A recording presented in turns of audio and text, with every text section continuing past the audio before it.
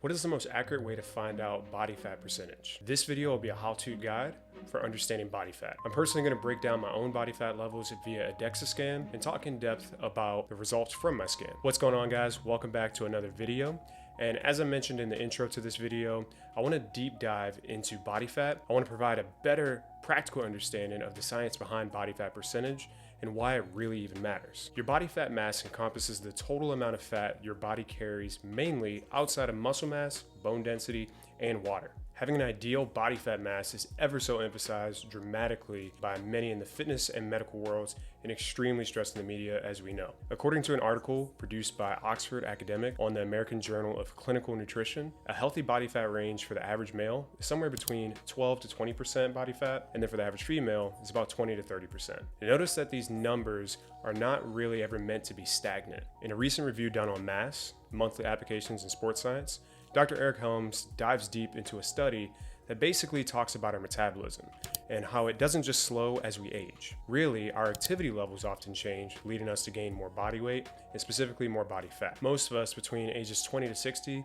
have more active lifestyles on the younger end of the spectrum, and as we age towards the higher end of the spectrum, due to things like work, starting families, and even environmental changes, we're oftentimes made more sedentary. We're surrounded by friends that are more sedentary, and their lifestyle and their habits tend to rub off on us. It just makes it harder to be more active. As we become more and more sedentary, having higher body fat percentages leads to more metabolic diseases like obesity, metabolic syndrome, and the list goes on. Knowing your body fat levels, the amount of mass that you carry, and having an understanding of your bone density can help in determining how many calories you should consume on a day-to-day basis, whether you're trying to maintain, gain, or lose weight. It can also help in periodically seeing increases in muscle mass and decreases in body fat. And of course, it can help in knowing whether your bone density levels are in a healthy range or not. So without further ado, let's jump into discussing my DEXA scan. DEXA scans are the most common and accurate way that we have to track our body fat percentage for the general public at the moment. Some other and often less accurate ways of calculating your body fat percentage include bod,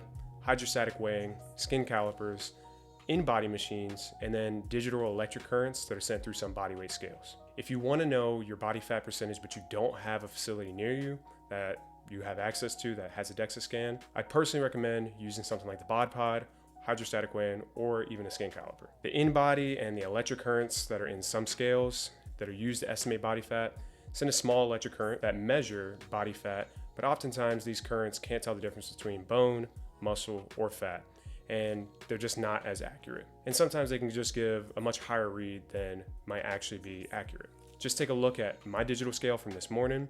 It's roughly 7% off from what my DEXA scan said my body fat percentage was. I did my DEXA scan at the Exercise and Science Department at The Ohio State University. It's pretty close to me. The scan was a total of about $80 and it lasted about 10 minutes. And then I chatted with the professor for about another 10 to 15 minutes right after, and that was pretty much it. We just broke down everything, and so here are the factors that I was most concerned with. My DEXA scan had my body weight at the time at about 188.7 pounds. My scale, just a half hour prior, had my body weight at 186.2 pounds. The difference in my weight, I believe, was due to the fact that I literally changed locations. And so the floor could have been shaped differently in the building or even in the room. And I know this sounds kind of crazy, but gravitational pull is not 100% stagnant all across the planet. So that's why I think it might have been a little off. Next was my fat-free mass in pounds. According to my results, my total fat across my entire body was about 24.2 total pounds, leaving my fat-free mass to be roughly 164.5 pounds. What's quite interesting to note is that fat-free mass is not just solely muscle mass.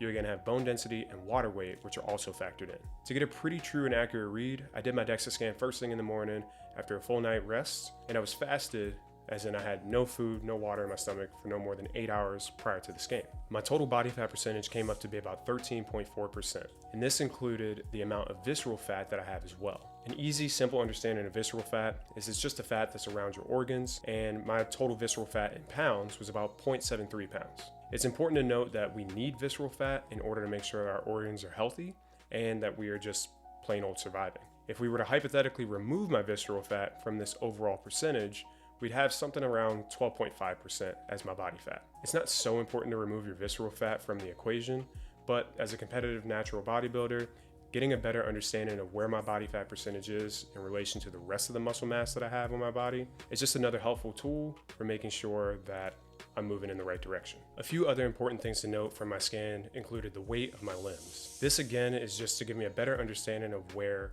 my muscle mass is right now in relation to where it could be in the future. I should be able to use the data that I have from my DEXA scan, along with the weights that I use in the gym, and my check-in pictures over time to get even more data about how my physique is changing in a positive way.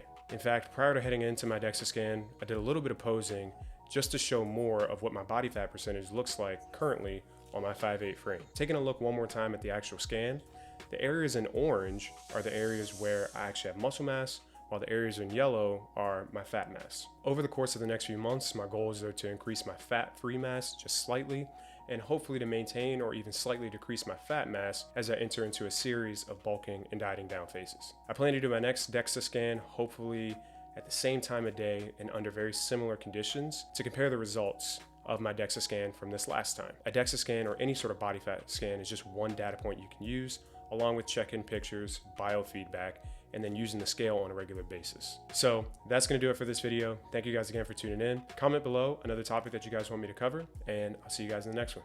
Peace.